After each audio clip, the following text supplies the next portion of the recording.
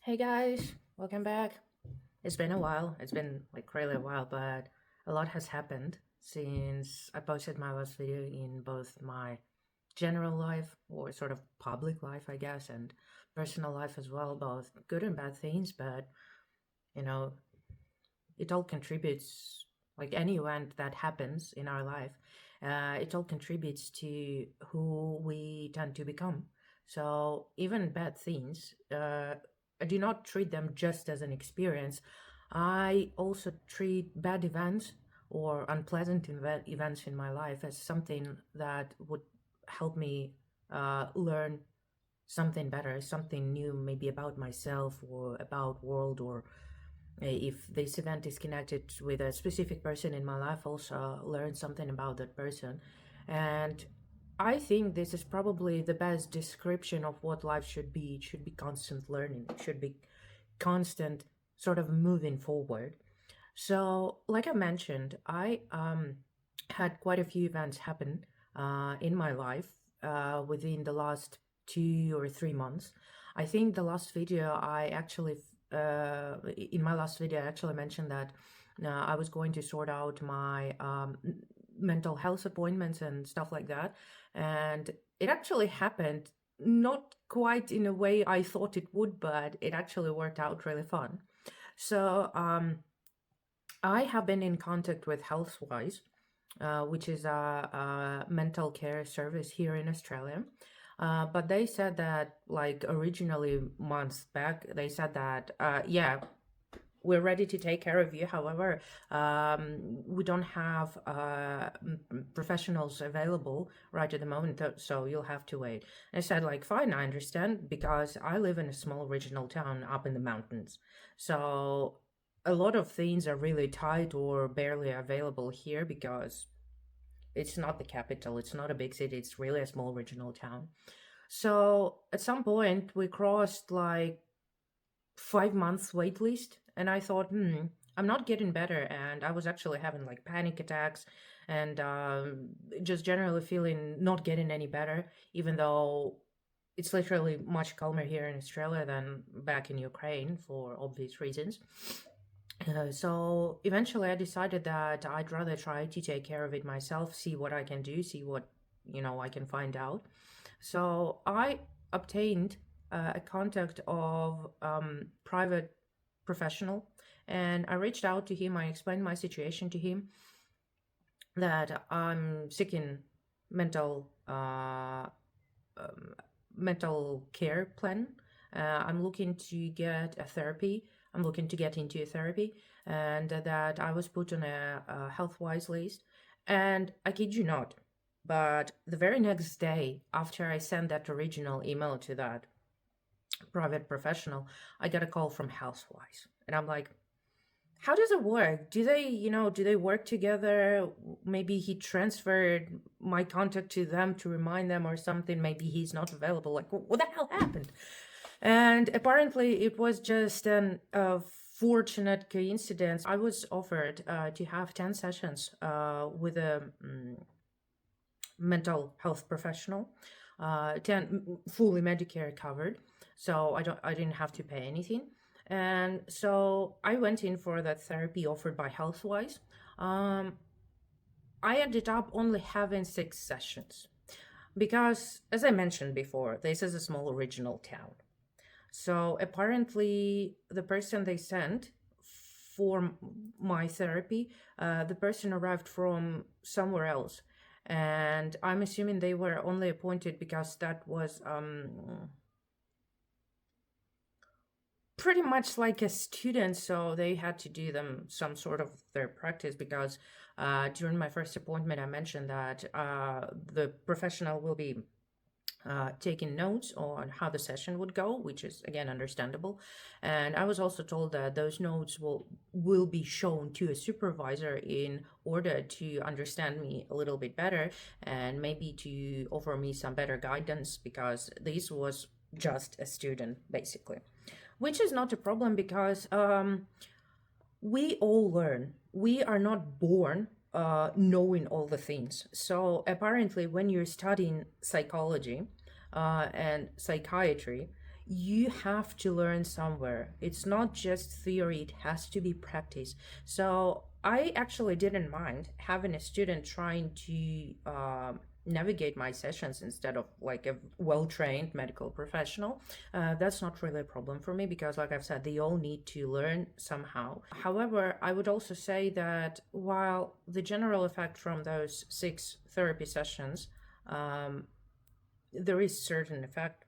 Uh, I would say that first of all, 6 sessions wasn't enough, and even that professional mentioned that they also believe that I would really benefit from long-term therapy. So they would be recommending for me to talk with my GP about extending those 10 Medicare covered sessions. I haven't talked with my GP yet about that. That's still like on the plan.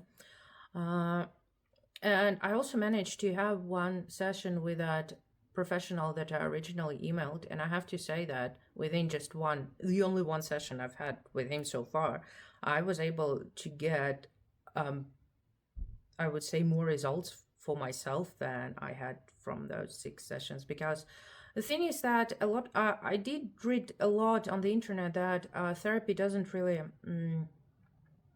like a lot of people who go into therapy, they don't feel like it helped them, even the slightest. And I think I actually understand why. The thing is that everyone's experience is different. Certain patterns, events can be different, similar. Like we can react to different events in same sort of way. Like if you take me and my partner, we might be reacting to the same event, but we're different people. So our judgment of the same event can be coming from different points of view. So while there are certain patterns and similarities, we're all different. And therapy, unfortunately, most of it comes from standardizing everyone's experience despite coming from different points of view. So what happens is that in a lot of cases, when you get into therapy, you might get a very generalized approach instead of having personalized one. And I kind of understand that because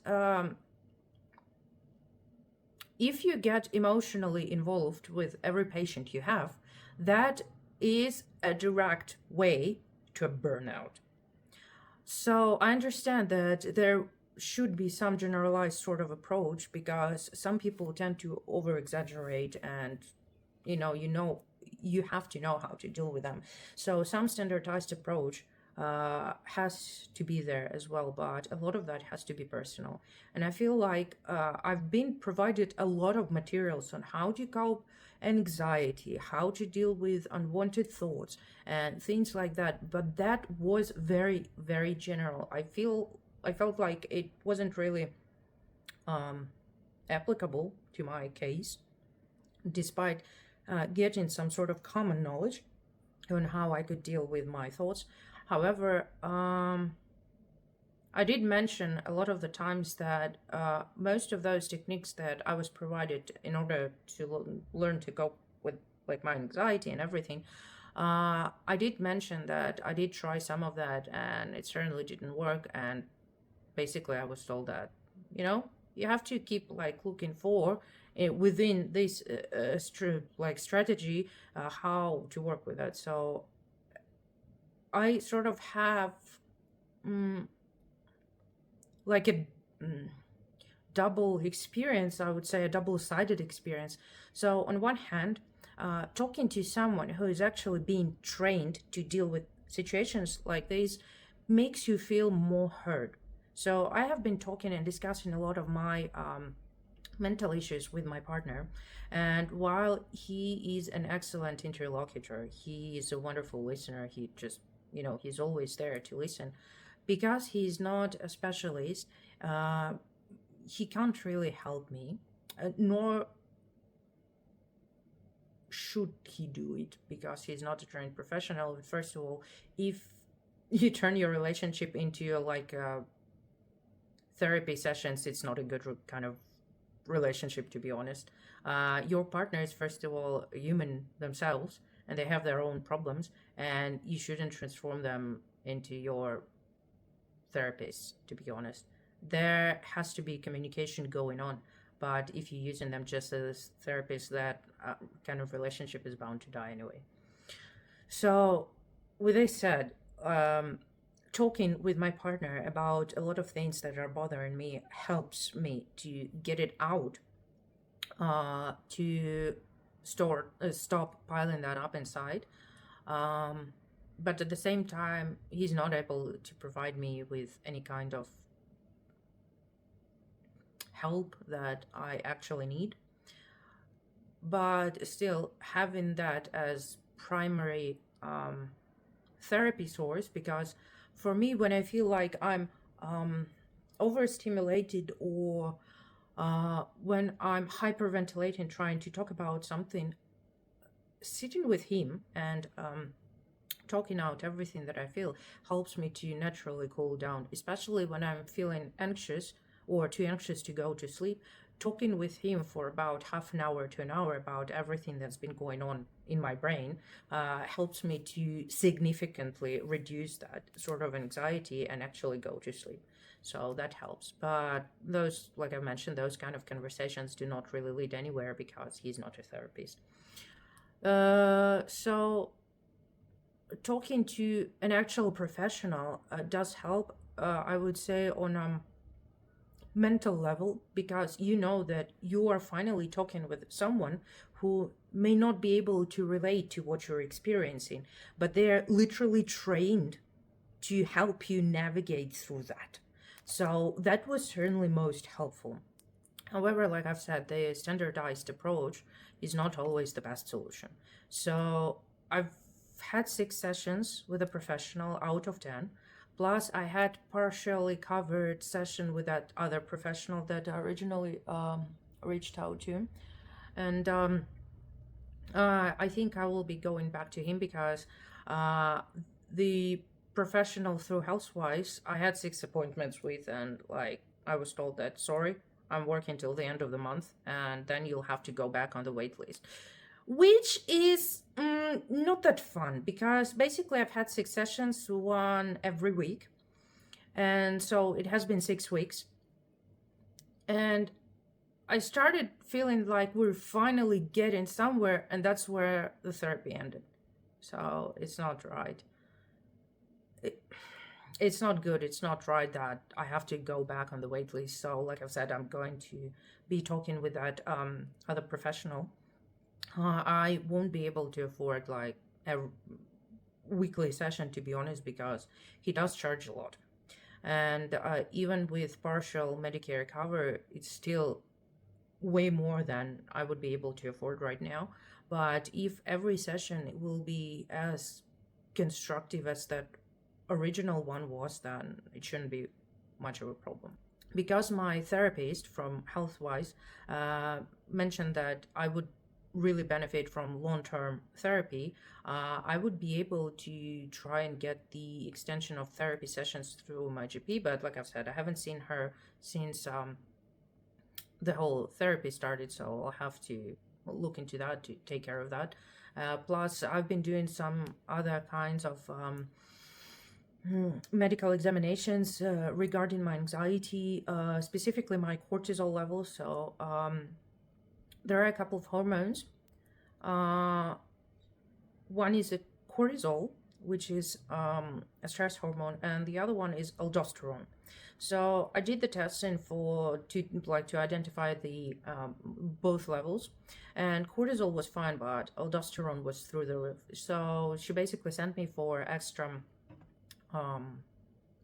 examinations, but I haven't got to them yet. I should really get cracking on that to identify the cause why aldosterone is through the roof. Like maybe the adrenal glands are like overproducing, and we need to see why.